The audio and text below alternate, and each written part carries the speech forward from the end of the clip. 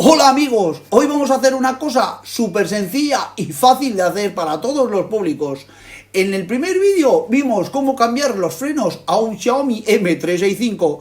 Ayer seguimos haciendo una borrada para una terraza que estaba en muy mal estado. Y hoy vamos a hacer lo que llamaremos un bizcocho fácil y sencillo para todos los públicos y para los más pequeños. Venga, ¡hala! Síganme en el vídeo, ¡nos vemos!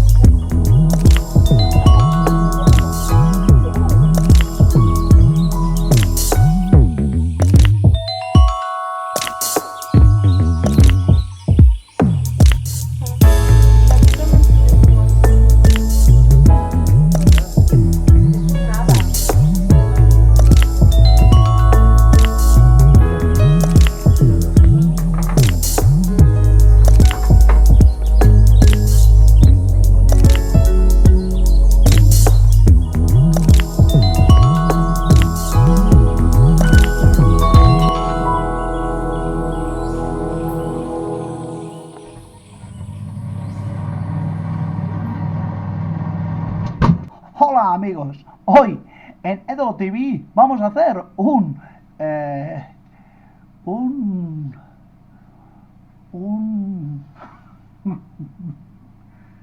bizcocho, coño, se me había olvidado. Hola amigos, ¿qué tal? Hoy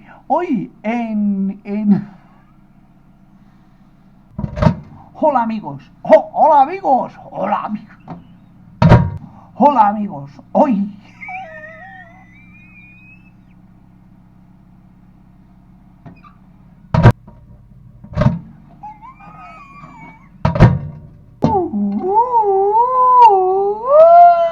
rápida, un bizcocho sencillo, ¿no?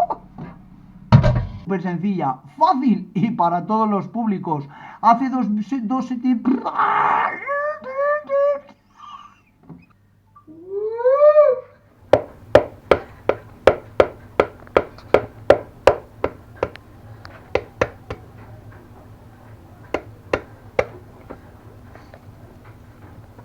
No pongas los 8 intentos.